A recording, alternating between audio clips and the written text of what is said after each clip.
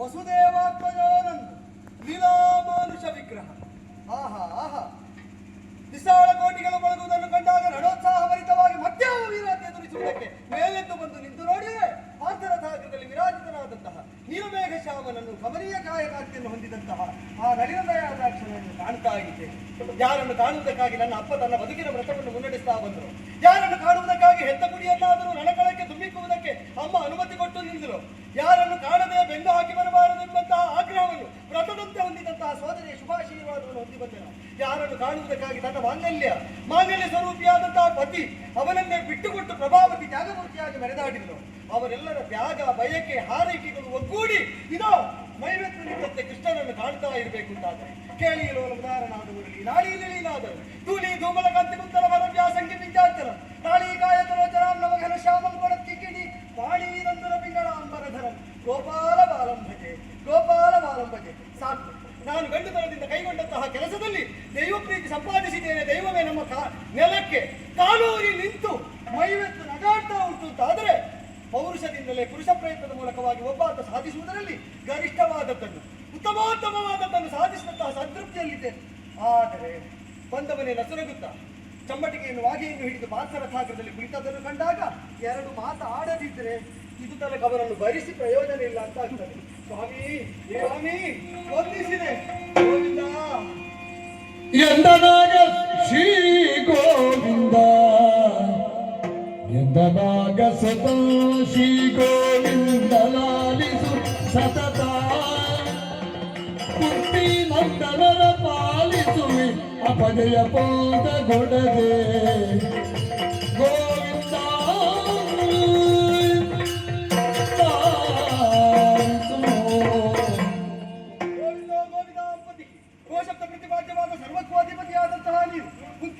ನಂದನರನ್ನು ಸತತವ ಅಪಜಯ ಹೊಂದದೆ ಪಾಲಿಸುವೆ ಎಂಬಂತಹ ನಿಗದಿಯನ್ನು ಹೊಂದಿದರು.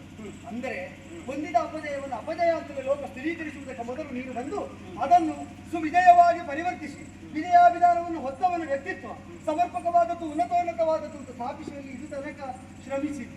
ಅಷ್ಟು ವಿಶ್ವಾಸ ಇದ್ದರೂ ಕೂಡ ನೀನು ಬಂದ ಮೇಲೆ ಆಗ ಸಾರಥಿಗೂ ಅವನಿಗೆ ಬಿದ್ದ ಬೆಟ್ಟಿನಿಂದ ಮುಖ ನೋಡು ಹಾಗೆ ಉಂಟು. ಆ ಮುಖದಲ್ಲಿ ಕಾಂತಿ ಇನ್ನೂ ಬರಲಿಲ್ಲ ಅಂತಾದ್ರೆ ಕೃಷ್ಣನು ಗೆಲ್ಲಿಸುವುದಿಲ್ಲ ಅಂತ ಎಲ್ಲೋ ಒಳಗಿನಿಂದ ಅದು ಕೂತಿದ್ದವನು. ಕೃಷ್ಣ ಬಂದ ಮೇಲಾದರೂ ಗೆಲ್ಲುತ್ತೇನೆ ಅಂತ ಅವನಿಗೆ ಭರವಸೆ ಇದ್ದರೆ ಅವಾಗ ಹೇಳಿದ ಈ ಯುಗದಲ್ಲೇ ಪ್ರಾಣ ಅಂತ. ಪ್ರಾಣ ಬೇರೆ, ಜೀವ ಬೇರೆ. ಪ್ರಾಣ ಯಾವಾಗ ಬೇಕಾದ್ರೂ ನಿನಗೆ ಒಳಗೆ ಬರ್ತದೆ, ಹೊರಗೆ ಬರ್ತದೆ. ಪ್ರಾಣ ಅನಿವಾರ್ಯ ಜೀವನಿಗೆ, ದೇವರಿಗಲ್ಲ. ಆದ್ದರಿಂದ ಜೀವ ಧರಿಸಿದ್ದು ಪ್ರಾಣಾಧಾರದಲ್ಲಿ ಅಲ್ಲ. ಈ ಮರ್ಮ ತಿಳಿಯದೆ ನಾವು ಪ್ರಾಣ ಅಂತ ಹೇಳಿದವರು ಇನ್ನಾದ್ರೂ ಪ್ರಾಣ ಬಿಡುವ ಮೊದಲು ಗೆಲ್ಲುವಬೇಕು ಅಂತಾದ್ರೆ ಮಾಡ್ಲಿ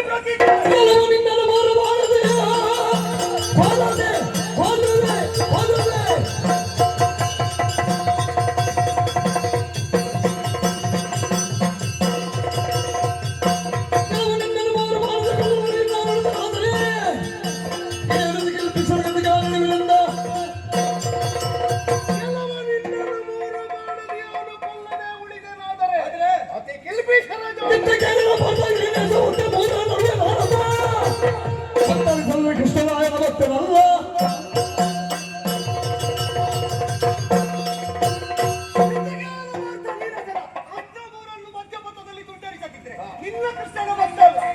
ಮತವರಿಯದು ಪ್ರಮಿಸಿ ನುಡಿದ ಭಾಷೆಯು ಜಯದ್ರತನ ಕತೆ ಬಂದು ಬಂದಲ್ಲ. ಅತಿ ಸತ್ಯ ಸಂದ ಸೂಗತ ಸಾಗಸಿಗ ನೀತ ಮಧುಸುರಗಳವಲ್ಲ.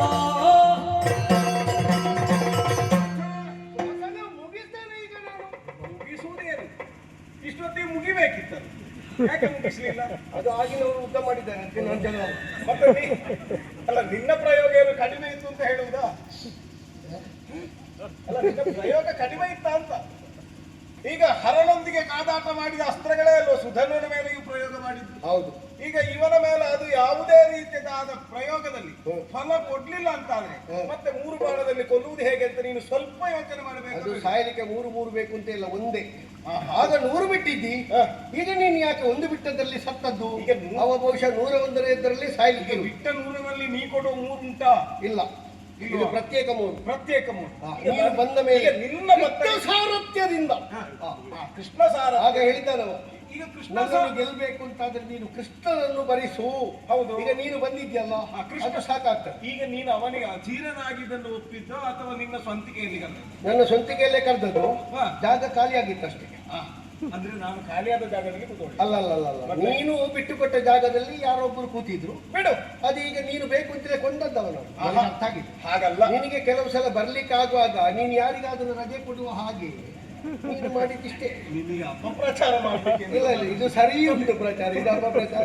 ಬಹುಶಃ ನಿನಗೆ ಬರ್ಲಿಕ್ಕುಂಟು, ಹಾಗಾಗಿ ವ್ಯತಿಸಿ ಸೂತನಲ್ಲಿ. ಹಾಗಾದ್ರೆ ಧರ್ಮರಾಯ ವ್ಯತಿಸಿದ, ಇಲ್ಲಿ ಏನೋ ಆಗ್ತದೆ ಅಂತ ನಿನಗೆ ಗೊತ್ತಾಯ್ತು. ನಾನು ಕರೆದೆ, ನೀನಲ್ಲಿಂದ ಹೊರಟೆ, ಎಲ್ಲಿ ಕೂತ್ಕೊಳ್ಳುವುದು ಅವನನ್ನು ತೆಗೆದು ಬಿಡುವ ಅಂತ ಹೇಳಿದೆ. ಅದೇನೇ ಇರಲಿ, ವಿಚಾರ ಅದಲ್ಲ. ನಾ ಹೇಳುವುದೇನು ಗೊತ್ತಾ, ಕೃಷ್ಣ ಬಂದ ಬಳಿಕ ಈಗ ಇದಕ್ಕಿಂತ ಪೂರ್ವದಲ್ಲಿಯೂ ಭಾರತನಿಗೆ ಕೃಷ್ಣ ನಿರ್ದೇಶಕನಾಗಿ ಒದಗುವುದು. ನಾನು ಮಾತನಾಡುವ ಪೂರ್ವದಲ್ಲೇ ನೀನು 3 ಬಾಣದಿ ಕೊಲ್ಲುತ್ತೇನೆ, ಅಲ್ಲದೆ ಇದ್ರೆ ತೆರೆಯೊಳಗೆ ಕಿಲ್ಬಿಷನ ಕತ್ತಿಗೆ ಆ ಇಳಿವೆ ಅಂತ ಹೇಳಿ. ಈಗ ನೀನು ಇಳಿಯುವಾಗ ಕೈ ಕೊಡುವ ನನಗೂ ಅದು ಅಂಟಲ್ ಬರ್ತದೆ ಒಂದು ಅರ್ಥದಲ್ಲಿ.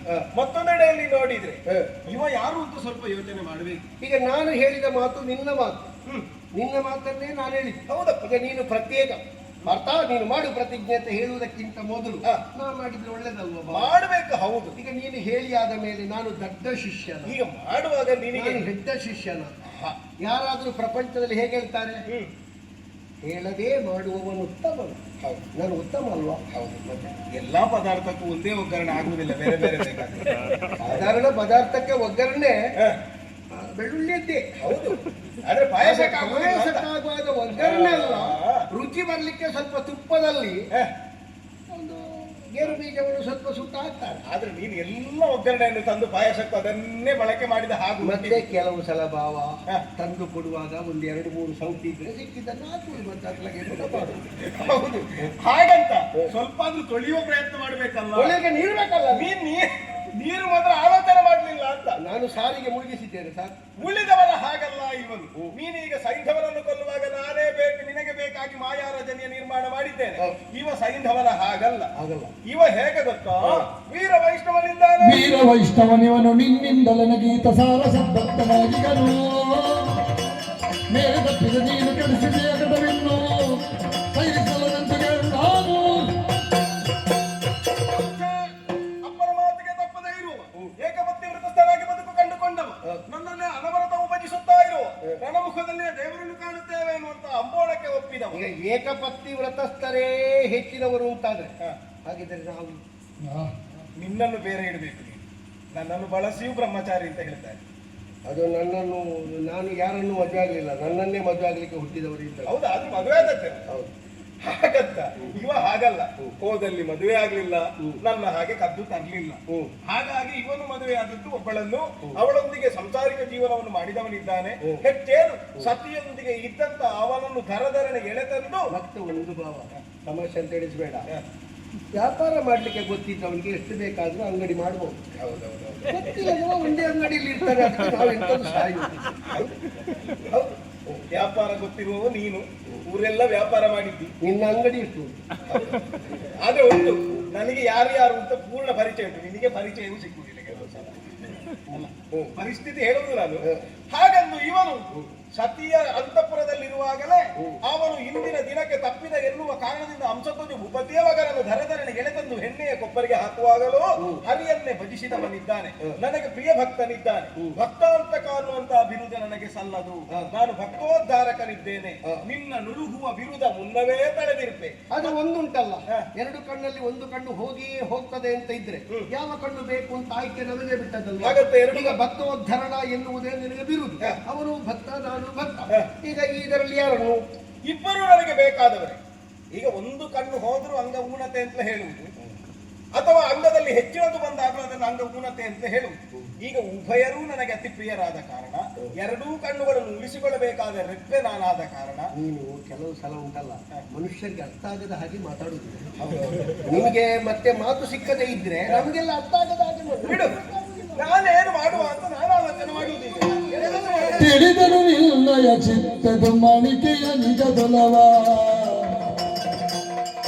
ಅಡೆಬುದು ಕಾಯವು ಜಗದೊಳದುಳಿವು ಕೀರ್ತಿಗಳು ತಿಳಿದರು.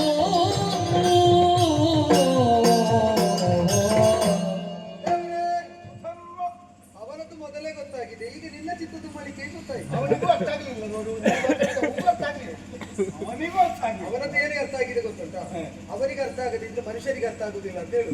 ಅಂದ್ರೆ ಮಾತಾಡಿದವನದೇ ತಪ್ಪು ಅಂತ ಆಗ್ಲಿಲ್ಲ. ಆಗದಿದ್ದದ್ದು ಅರ್ಥ ಅವನಿಗೆ ಮಾತ್ರ. ನನಗೆ ತಿಳಿದೇನು ಚಿತ್ರ. ಒಂದು ನಿರ್ಣಯ ಮಾಡು, ಅವನಿಗೆ ಏನು ಅರ್ಥ ಅಂತ ನಿನಗೆ ಗೊತ್ತುಂಟ? ಯಾವುದು ಅವನಿಗೆ ಏನು ಅರ್ಥ ಅಂತ? ಅವ ಅರ್ಥ ನನಗೇನು ಗೊತ್ತು? ದೇವರೇ ಮನುಷ್ಯ ಇದು ಏನು ಗೊತ್ತಾ, ನಮಗೆ ವಾಣಿಜ್ಯ ಕೇಂದ್ರಗಳನ್ನು ನಾಶ ಮಾಡ್ಲಿಕ್ಕೆ ಆಗ್ತದೆ. ಅದಕ್ಕೆ ನಿಜವಾಗಿ ವಸ್ತುವನ್ನು ಯಾರು ಪೂರೈಸ್ತಾರೋ ಅವರನ್ನು ನಾಶ ಮಾಡ್ಲಿಕ್ಕಿಲ್ಲ. ಅದು ಬರೇ ವಾಣಿಜ್ಯ ಕೇಂದ್ರ. ಅದು ಪುಣ್ಯ ಆದ್ರೆ ನಾಳೆ ಬೇರೆ ತೆರೀಲಿಕ್ಕೆ ಆಗ್ತದೆ. ಅಲ್ಲಿಗೆ ಬೇಕಾದದ್ದನ್ನು ಸಕಾಲದಲ್ಲಿ ಒದಗಿಸುವಂತಹ ಮೂಲ ನೀತಿ ಇದು ಅಂತ ಅರಿತದ್ದರಿಂದ ತಿಳಿದೇನು ನಿರ್ಣಯ ಚಿಂತ ತುಂಬಲಿಕ್ಕೆ. ಆದ್ದರಿಂದಲೇ ಶ್ರೀಲೋಲ ಪಾಂಡವ ಪಾಲಕನೆಂಬ ಬಿರುದನ್ನು ತೆಗೆಯಬೇಕು ಅಂತ ನನಗೆ ಅಪೇಕ್ಷೆ ಇಲ್ಲ. ಅವರನ್ನು ಹೇಗೆ ಬೇಕಾದ್ರೂ ನೀನು ಸಲದು. ಆದರೆ ನನಗೆ ಸಾಲೋಕ್ಯ ನಿನ್ನನ್ನು ಕಾಣುವ ಯೋಗ ಇಲ್ಲಿ ಆಗಲಿ, ಪರದಲ್ಲಿ ಆಗಲಿ, ಅಧೋಲೋಕದಲ್ಲಿ ಆಗಲಿ, ವೃದ್ಧಲೋಕದಲ್ಲಿ ಆಗಲಿ, ಎಲ್ಲಿ ಹೇಗೆ ಆಗಲಿ ನಿನ್ನ ದರ್ಶನ ನನ್ನೊಬ್ಬನ ಸಂಕಲ್ಪ ಇದ್ದದ್ದು. ಜಗನ್ನಾಥ ಸ್ವಾಮಿ ನಯನ ಪಥಗಾಮಿ ಭವತು ಬೇಕು. ಜಗನ್ನಾಥ ಸ್ವಾಮಿ ನನ್ನ ನಯನ ಪಥಗಾಮಿ ಆಗಬೇಕು. ನನ್ನ ಕಣ್ಣ ಮುಂಭಾಗದಲ್ಲಿ ಅವನು ವಿರಾಜಿತರಾಗಬೇಕು. ಅವನನ್ನು ನೋಡ್ತಾ ನೋಡ್ತಾ ಇದ್ರೆ ಯಾವ ಸ್ಥಿತಿ ನನಗೆ ಸಖ್ಯ ಅಂತ. ಆ ನೀರು ನನ್ನಿಂದ ಕಳೆದು ಹೋಗದಂತೆ ಅವನಿಗೆ ಏನನ್ನು ನೀನು ಹೊಂದಿಸಿದ್ರು ನನಗೆ ಆಕ್ಷೇಪ ಇಲ್ಲ. ಅವ ಏನು ಭಾವಿಸಿದ್ದಾನೆ ಗೊತ್ತುಂಟು? ಅವನಿಗೆ ಏನಾದ್ರೂ ಸಿಕ್ಕಿದ್ರೆ ಕೊಡ್ಲಿಕ್ಕಿದ್ದವರು ನನಗೆ ಮಾತ್ರ ಕೊಡ್ಲಿಕ್ಕೆ ಅಂತ. ಅದನ್ನು ಮಾತ್ರ ನನಗೆ ಸುಳ್ಳು ಮಾಡ್ಲಿಕ್ಕಿದ್ದದ್ದು. ಅವ ಏನು ಬಡಿಬಾರ್ದು ಅಂತಿಲ್ಲ. ನನಗೆ ಕೊಟ್ಟ ಮೇಲೆ ಅವನಿಗೆ ಬಿಟ್ಟದ್ದು ಇಟ್ಟುಕೋ, ನನಗೆ ಬೇಕಾದನ್ನು ಕೊಡು, ಬಿಡಿಸು. ರೋಷಭರಿತನೇ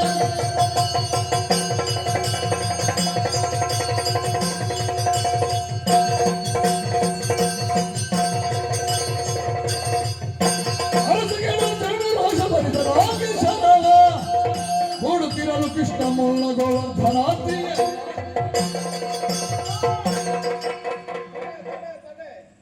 ತುಂಬಾ ಅವಸರ ಮಾಡಬೇಡ, ಮುಗಿವಾಗೇ ಮುಗೀತದೆ. ಎಳೆದಿದ್ದೇನೆ ನಾನು. ಹೌದು, ಬಾಣ ಮಾತ್ರ, ಹೌದು, ಪ್ರಾಣ ಇನ್ನಲ್ಲ. ಯಾರು ಹೇಳಿದ್ದು? ನನಗೆ ಗೊತ್ತಾಗಿದೆ. ಹಾಗಾಗಿ ಹೆಚ್ಚು ಆಲೋಚನೆ ಮಾಡುವುದಲ್ಲ. ಹಿಂದೆ ಗೋವರ್ಧನಾದ್ರಿಯನ್ನು ಎತ್ತಿ ಗೋವುಗಳನ್ನು ಗೋಪಾಲಕರನ್ನು ಪಾಲಿಸಿದಂತಹ ಆ ಪುಣ್ಯ ಈ ಬಾಣಕ್ಕೆ ಧಾರೆ ಎರೆದಿದ್ದೇನೆ. ಹಾಗೆ ಹೇಳಿದ್ದಾದ್ರೆ ಅವನಿಗೆ ಅದೇ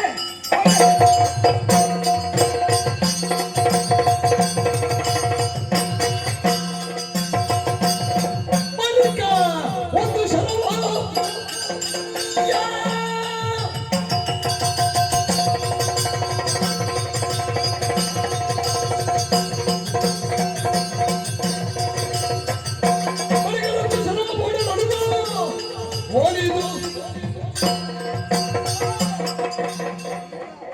ನನಗೆ ಇದೇ ಆಗದೆ ಇರು. ನಿನಗೆ ತೆಗೆಯೋದಕ್ಕಿಂತ ಮೊದಲು ಕೊಡ್ಲಿಕ್ಕೆ ಉಂಟು ಅಂತ ಹೇಳಿದ್ರೆ ಅವ ಎಷ್ಟು ಅವಸರದಲ್ಲಿದ್ದಾರೆ ಅಂತಂದ್ರೆ ಪೂರ್ತಿ ಸುತ್ತು ಬರುವುದಿಲ್ಲ. ಸುತ್ತು ಕಮ್ಮಿ ಅಂತ ಹೇಳ್ತಾನೆ. ಇದು ಒಟ್ಟಿಗಿದ್ದವರು ದೊಡ್ಡವರಾದ್ರೆ ಎದೆಯಲ್ಲಿ ಮಾತಾಡುದು ನಾವೇ ಹೇಳಿಕೊಟ್ಟದವರಿಗೆ. ಕೊಡ್ಲಿಕ್ಕೆ ಉಂಟು. ಕೊಡ್ಲಿಕ್ಕೆ ಉಂಟು ಅಂತಾದ್ರೆ ಹಾಗೆ ಹೇಳಿಕೆ ನನ್ನ ರಭಸ ಕಡಿಮೆ ಆಗ್ತದೆ. ಇದು ವೇಗದೂತ. ನೀನು ಸಿಕ್ಕಿದಲ್ಲಿ ಹೀಗೆ ಕೈ ತೋರಿಸಿದ್ರೆ ನಮ್ಮದು ಭಾರಿ ಕಟ್ಟಾಗ್ತದೆ. ಇಂಥವರಿಗೆ ಕೊಡ್ಲಿಕ್ಕೆ ತೊಡಗಿದ್ರೆ ಕೊಟ್ಟ ಮೇಲೂ ಇಷ್ಟು ಕೇಳುದು ನಿನ್ನ ಹಣೆ ಬರ. ಏನು ಮಾಡುವುದು? ನಿನ್ನನ್ನು ಕಚ್ಚಿಕೊಂಡು ತಿರುಗ್ತಾ ಅಲ್ಲ, ಕತ್ತಿಕೊಂಡು ಉಂಟಲ್ಲ. ಅದು ಮೊದಲೇ ಹೇಳುದಪ್ಪ ಇಂಥದಕ್ಕೆಲ್ಲ ಕೊಡ್ಲಿಕ್ಕೆ ಉಂಟು ಭಾವ ಅಂತ. ಹೌದು. ನಿನಗೇನು ನನಗೇನು ಫಾಲಾಗಿದೆ. ಈಗ ನೀನು ಅಷ್ಟು ಅವಸರ ಮಾಡುವುದಕ್ಕೆ ನಾನು ಕೊಡ್ತೇನೆ ಅಂತ ಒಂದು ನಿರ್ಣಯ ಮೊದಲು ಕೊಡುವಾಗ ಗೊತ್ತಾಗಲಿಲ್ಲ. ಇನ್ನು ನಾನು ಕೊಡ್ಲಿಕ್ಕೆ ಮೊದಲೇ 3 ಅಂತ ಹೇಳಿದ್ದೇನೆ, ಅದನ್ನು ಮುಗಿಸಿ ಬಿಡ್ತೇನೆ ಅಂತ. ಈಗ ಆಗಕ್ಕಿಂತ ಹೆಚ್ಚಿನದ್ದು ಕೊಡುವ. ಎಂತದ್ದು? ಪೂರ್ತಿ ಕೃಷ್ಣಾವತಾರದ ನೀನು ಪುಣ್ಯ. ಹಾಗೆ ಹೇಳಿದ್ದು ನಿನಗೆ ಸನ್ಮಾನ ಆದ ಕೊಟ್ಟೆ. ಹೋದಲ್ಲೆಲ್ಲ ಇದನ್ನು ಒಂದೊಂದನ್ನೇ ಹೇಳುದು. ಒಂದು ಮಕ್ಕಳು ಉಟ್ಟ ಸೀರೆ ಬಾರಿ ಬೆವರ್ತದೆ, ಇನ್ನೊಂದು 150 ಉಂಟು, ಅದು ಬೆವರದಿಲ್ಲ ಅಂತ ಹೇಳಿದ್ರು. ಈಗ ಅದು ಒಂದು ಸನ್ಮಾನದಲ್ವಾ? ಈ ಅವತಾರದ ಪುಣ್ಯದಲ್ಲಿ ಎಷ್ಟು ಸನ್ಮಾನ ಉಂಟು ಅಂತ ನಿನಗೆ ಗೊತ್ತಾಗ್ತದೆ. ಈಗ ಇಷ್ಟು ವರ್ಷ ಸಂಪಾದಿಸಿದ ಪೆಟ್ಟಿಗೆಯೊಳಗೆ ಇಂಥದ್ದೇ ಇರುತ್ತದೆ. ಇಂಥದ್ದು ಇದೆಷ್ಟು ಮುಗಿಯುವುದಿಲ್ಲ. ಹಾಗಾಗಿ ತುಂಬಾ ಬೇಡಿಕೆಯಲ್ಲಿದ್ದಾರೆ. ಅಲ್ಲ, ಆದ್ರೆ ಒಂದುಂಟು. ಇಲ್ಲ ಇಲ್ಲ, ನೀನು ಹಾಗೆ ಹೇಳಬಾರ್ದು. ಯಾಕೆ ಗೊತ್ತಿಲ್ಲ, ಬೇಡಿಕೆ ಈಗ ಅಪೇಕ್ಷಿಸುವವರು ಇಂಥದ್ದನ್ನೇ ಅಪೇಕ್ಷಿಸ್ತಾರೆ ಅಂತ ಆಗುದಿಲ್ಲ. ಅದಲ್ಲ, ಸ್ವಲ್ಪ ಇದ್ದದ್ದು ಬೇಕು. ಎರಡರಿಂದ ಪೆಟ್ಟಿಗೆಯೊಳಗೆ ಅಂಥದ್ದು ಕೆಲವು ಇದ್ರೆ ಬರ್ಲಿ. ಅವರ ಪೆಟ್ಟಿಗೆಯನ್ನು ಬಿಡಿ, ನಿಮ್ಮ ಪೆಟ್ಟಿಗೆ ಈಗ ಬಿಡ್ತೇನೆ. ಕೃಷ್ಣಾವತಾರದ ಪುಣ್ಯವನ್ನು ಕೊಟ್ಟಿದ್ದೇನೆ. ಎಂತದು ಭೋಗದಲ್ಲಿ ವಸಿಷ್ಠರು ನದಿಯನ್ನು ಸೇರಿದಾಗ ವಸಿಷ್ಠರ ತಲೆ ಕಡಿದ ಪಾತಕಿಗೆ ಯಾವ ದುರ್ಗತಿಯೋ ಇದನ್ನು ಪಡೆಯದಿದ್ರೆ ನನಗೆ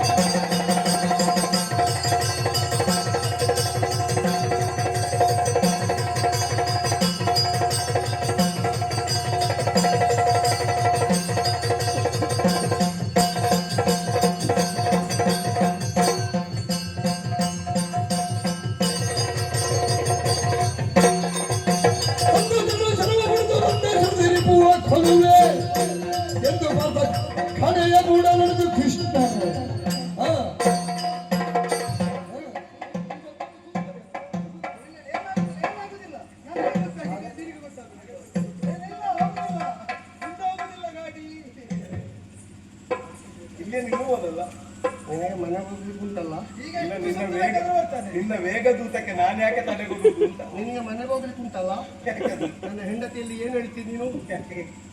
ಅವ ಇನ್ನು ಬರುವುದಿಲ್ಲ ಅಂತ ಹೇಳ್ತೀಯಾ? ಹಾಗೆ ಹೇಳಿ.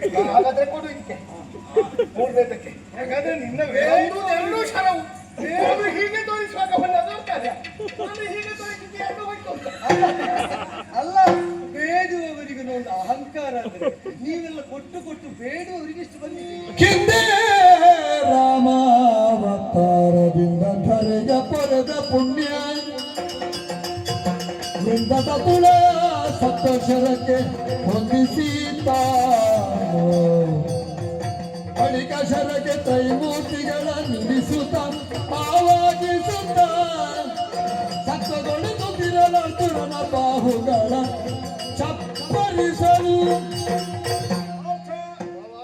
ಈಗ ಕೃಷ್ಣಾವತಾರದ ಪುಣ್ಯವನ್ನು ಕೊಟ್ಟಲ್ಲಿಗೆ ನಾನು ಅವತರಣ ಮೂರ್ತಿ ಅನ್ನುವುದು ಲೋಕಕ್ಕೆ ಗೊತ್ತಾದ ವಿಚಾರ. ಹೌದೌದು. ಹಾಗಾದ್ರೆ ಇದಕ್ಕಿಂತ ಪೂರ್ವದಲ್ಲಿ ತ್ರೇತೆಯಲ್ಲಿ ರಾಮಾಭಿಧಾನದಿಂದ ಕಾಣಿಸಿಕೊಂಡು ಆದರ್ಶ ಮಗನಾಗಿ, ಆದರ್ಶ ಬಂಧುವಾಗಿ, ಆದರ್ಶ ಶತ್ರುವಾಗಿ, ಆದರ್ಶ ಪತಿಯಾಗಿ, ಆದರ್ಶ ರಾಜನಾಗಿ ನಾನು ಲೋಕವನ್ನು ಪಾಲಿಸಿದೆ. ರಾವಣ ಕುಂಭಕರ್ಣಾದಿಗಳನ್ನು ಕೊಂದು ಧರೆಯ ಧರ್ಮವನ್ನು ತೊರೆದೆ. ಸರಿ. ಅಂತಹ ಆ ಪುಣ್ಯವನ್ನು ಅರ್ಥಾತ್ ಮರ್ಯಾದಾ ಪುರುಷೋತ್ತಮನಾದ ಅಂತಹ ಪುಣ್ಯವನ್ನು ಈ ಬಾಣಕ್ಕೆ ಧಾರೆ ಎರೆದುಕೊಟ್ಟವರಿದ್ದೆ ಬಿಡಲೇ ಆಗುವುದಿಲ್ಲ. ಮೂರು ಮೂರ್ತಿಗಳ ಸಹಾಯವು ನಿನಗೆ ಒದಗಿಲ್ಲಿ ಬರಲೇಬೇಕು. ಹಾಗಾಗಿ ವೃಕ್ಷ ಮೂಲದಲ್ಲಿ ಹೇಗೆ ಬ್ರಹ್ಮನಿದ್ದಾನೋ ಹಾಗೆ ಬಾಣದ ಮೂಲದಲ್ಲಿ ಬ್ರಹ್ಮನು, ಮಧ್ಯದಲ್ಲಿ ಹರನು, ತುದಿಯಲ್ಲಿ ನನ್ನ ಮೂಲ ಸ್ವರೂಪವಾದಂತಹ ನಾರಾಯಣನ ಅಂಶವನ್ನು ಇರಿಸಿದ್ದೇನೆ. ಸತ್ವ ರಜ ತಮಗಳೆನ್ನುವ ಮೂರು ಗುಣಗಳಿಂದ ಪರಿವೇಷ್ಟಿತವಾದ ಆಯುಧವನ್ನು ನೀವು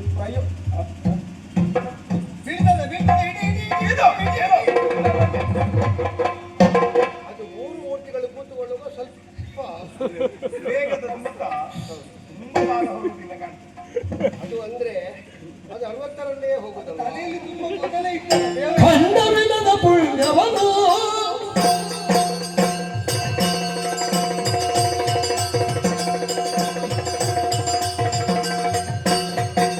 ಖಂಡವಿಲ್ಲದ ಪುಣ್ಯವನ್ನು ಸೂರೆಗೊಂಡವನ ಹನೋನನು ಕೊಂಡಾಡದಿರೈ ಬರಿದೆ ಉತ್ತಂಡ ಜರುವ ಬಿಡಿಸಿರದೆ. ದೇವರೇ, ಅಖಂಡವಾದ ಪುಣ್ಯವನ್ನು ಖಂಡವಾಗಿಸಿಕೊಂಡು ಮೂರು ಮಾರ್ಗಗಳಿಗೆ ಹಂಚಿ ತ್ರಿಮೂರ್ತಿಗಳ ಶಕ್ತಿಯನ್ನು ಇರಿಸಿದಲ್ಲಿಗೆ ಅನೇಕ ತ್ರೈಮೂರ್ತಿಗಳ ಶಕ್ತಿ ವಿರುದ್ಧ ರಾಮಾಯಣದ ಶಕ್ತಿ ಹೊತ್ತಂತಹ ಭುಜಬಲದ ಮಹಿಮೆಯನ್ನು ಹಾಡುವವರು ಕೆಲವರಾದರೆ, ಕೊಟ್ಟ ನಿನ್ನ ಔದಾರ್ಯದ ಮಹಿಮೆಯನ್ನು ಸ್ತುತಿ ಮಾಡುವವರು ಮತ್ತೆ ಕೆಲವರು, ಖಂಡ ಮಾಡಿದಂತಹ ನನ್ನ ಪರಾಕ್ರಮದ ಮಹಿಮೆಯನ್ನು ಕೊಂಡಾಡುವವರು ಕೆಲವರು. ಅಲ್ಲದವರಿಗೆ ಸಲ್ಲದವರಿಗೆ ಸಿಗಬಾರದು, ಸಿಕ್ಕುವವರಿಗೆ ಮಾತ್ರ ಕೀರ್ತಿ ಲಭ್ಯ ಆಗಬೇಕು. ನಿಜ ಹೇಳು, ಇದು ಅವನಿಗೂ ನಿನಗೂ ನನಗೂ ಯಾರಿಗೆ ಸೇರಬೇಕು? ಯಾರಿಗೆ ಕೊಟ್ಟರು ಕರ್ಷ ಏತಿ ಕೃಷ್ಣ. ಅವಂತರ ಹೇಳ್ತಾರೆ, ಅವರದೊಂದು ಕೇಳುವ ಮತ್ತೆ ನೀನು ಹೇಳು. ಇವತ್ತು ನೀನು ಹೇಳು. ಯಾವತ್ತು ಹೀಗೆ ಹೇಳಿದ್ದಲ್ಲ, ಒಂದು ದಿವಸ ಆದ್ರೆ ಅವ ಕೊಟ್ಟೆ ದುಡ್ಡು. ಹೇಳ್ತೇನೆ ಅಂತ ಹೊರಡುವುದು ಮಾತ್ರ, ಮತ್ತೆ ನಾನಿದ್ರೆ ನಾನೇ ಹೇಳುವುದು. ಹಾಗಾಗಿ ಯೋಚನೆ ಮಾಡಬೇಕಾದ್ದಿಲ್ಲ. ಬಿಂದು ನೀರೊಂದು ಪರ್ವತದ ಬುಡದಲ್ಲಿ ಬಿದ್ದಾಗಲೂ ಅದು ಮತ್ತೆ ಹನಿಯಾಗಿ ಹಳ್ಳವಾಗಿ, ನದಿಯಾಗಿ, ನದವಾಗಿ ಹೇಗೆ ಸಾಗರವನ್ನು ಸೇರಲ್ಪಡ್ತದೆಯೋ, ಭಗವಂತನಾದ ನಾನು ಆಚರಿಸಿದ ಕರ್ಮದಿಂದ ಬಂದಿರುವಂತಹ ಸಕಲ ಪುಣ್ಯವನ್ನು ಯಾರಿಗೇ ಕೊಟ್ಟಿರೋದು ಬಂದು ಮತ್ತೆ ನನ್ನನ್ನೇ ಸೇರ್ತದೆ. ಹಾಗಾದ್ರೆ ಇಲ್ಲಿ ಕೊಡುವಾಗ ಏನು? ಪುಣ್ಯವನ್ನು ತುಂಬಿಕೊಂಡ ದೇಹಕ್ಕೆ ಬೇಕಾದದ್ದು ಸಿಗುವುದು ಸ್ವರ್ಗ, ಪಾಪವನ್ನು ತುಂಬಿಕೊಂಡದ್ದು ಮತ್ತೆ ಸಿಗುವುದು ನರಕ. ಪುಣ್ಯ ಪಾಪಗಳನ್ನು ಎರಡರಿಂದಲೂ ಒಂದಾದಂತಹ ದೇಹವಾದರೂ ಸ್ವರ್ಗ ಸೇರಿದ್ರೂ ಕೂಡ ಮತ್ತೆ ಅದು ಕ್ಷೀಣವಾಗುತ್ತಾ ಇದ್ದಾಗ ಮತ್ತೆ ಧರೆಗೆ ಬೀಳಲು ಬೇಕಾಗ್ತದೆ. ಹಾಗಾದ್ರೆ ಇದೆರಡೂ ಅಲ್ಲದೆ ಇರುವ ಒಬ್ಬ ಮುಕ್ತಾತ್ಮನಾಗಬೇಕು ಅಂತಾದ್ರೆ ಒಂದೇ ಮಾರ್ಗ, ಪುಣ್ಯವನ್ನೂ ಕಳ್ಕೊಳ್ಬೇಕು, ಪಾಪವನ್ನು ಕಳ್ಕೊಳ್ಬೇಕು. ಪಾಪಿ ಆದ್ರೆ ನಿನ್ನ ದರ್ಶನ ಆಗುದಿಲ್ಲ ಇಲ್ವಲ್ಲ? ಆದಲ್ಲಿಗೆ ಪಾಪ ಕಳೆದಿದೆ ಅಂತ ಖಚಿತ. ಈಗ ಸ್ಪಷ್ಟವಾಗಿದೆ. ನಾವು ಅವ ಪ್ರಯೋಗಿಸುತ್ತಿರುವಂತಹ ಅಸ್ತ್ರವನ್ನು ಖಂಡಿಸುವುದಕ್ಕೆ ನೀನು ಆಡುತ್ತಾ ಹೋದದ್ದು ಪಾಪ ಸಂಚಯಿತವಾದ ಕೆಲವು ವಿಚಾರಗಳು. ಹೌದು, ಆ ಸಂಕಲ್ಪವನ್ನು ಮಾಡಿ ಆ ಪರಿಣಾಮದಿಂದ ನಿನ್ನಲ್ಲಿರುವಂತಹ ಪುಣ್ಯವನ್ನು ನೀನು ಕಳ್ಕೊಳ್ಳುವುದಕ್ಕೂ ಸಾಧ್ಯವಾಗಿದೆ. ಪಾಪಿ ಆಗದಂತೆ ರಕ್ಷಿಸಿದ್ದು ನನ್ನ ಪುಣ್ಯ ಎರಡೂ ಆಗಿ ಹೋಯಿತು. ಮತ್ತೆ ಈಗ ನಿನ್ನಲ್ಲಿ ಕೇಳ್ತಾ ಇರು, ಈಗ ಬರಿದಾಗಿ ನೀನು ಸಾಲೋಕ್ಯ ಪದವಿಯನ್ನು ಸೇರುವ ಮನ ಮಾಡ್ತೀಯೋ ಅಲ್ಲ, ಅಸ್ತ್ರಕ್ಕೆ ಕೊತ್ತಿಗೆಯನ್ನು ಕೊಟ್ಟು ಯೋಧನಾಗಿ ಮರಣವನ್ನು ಹೊಂದಿ ಸ್ವರ್ಗಾದಿ ಲೋಕ ಸೇರುತ್ತೀಯ. ಇದು ತನಕ ಅವ ಭಾವಿಸಿದ್ದದ್ದು ಅವನಿಗೆ ನೀನು ವ್ಯವಸ್ಥೆ ಮಾಡ್ತಾ ಇದ್ದಿ ಅಂತ. ನನಗೆ ಬೇಕಾದ ವ್ಯವಸ್ಥೆ ಮಾಡಿದ್ದು ಅಂತ ನಿನ್ನ ಬಾಯಲ್ಲಿ ಅವ ಕೇಳಿಸಲಿಕ್ಕೆ ಹೇಳಿಸಿದ್ದು. ಇಷ್ಟು ಖಚಿತ ಆದ ಮೇಲೆ ಇದೆಲ್ಲ ಮಾಡಿದ್ರೆ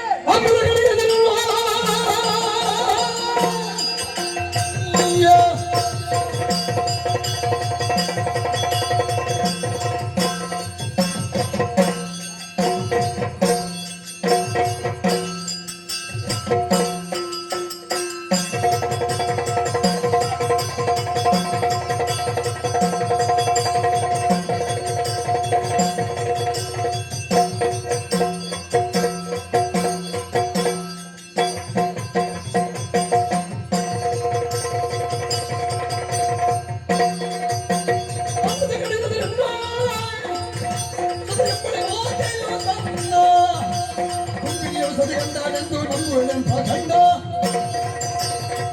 ಈ ಅಮ್ಮನ ಕಡೆಯಾಗಿ ಕೇಳಲು ಅಪ್ಪನಿಗೆ ಮಗ ಅಲ್ಲ. ಅಮ್ಮನ ಗರ್ಭದಲ್ಲಿ ಉದಿಸಿದ್ದು ಸುಳ್ಳು. ಸೋದರಿಗೆ ಸೋದರನಲ್ಲ, ಸತಿಗೆ ಪತಿಯಲ್ಲ, ಈ ಕಂಪಕಾವತಿಯ ಪ್ರಜೆಯಲ್ಲ.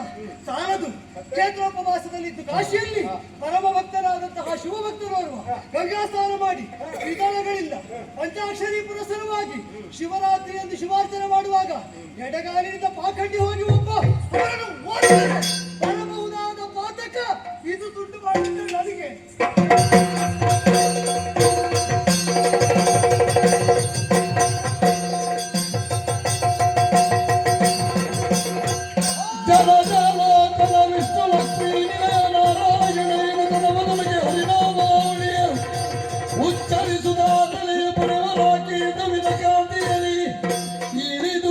ಗಚ್ಚುತನ ಶ್ರೀಪದ ನಳಿನ ತಿಳಿಯಲಿ ಬಿದ್ದು ಜನ ಬೀಜ ಯಕ್ಷಿತಿಪ ನಾರಾಯಣ.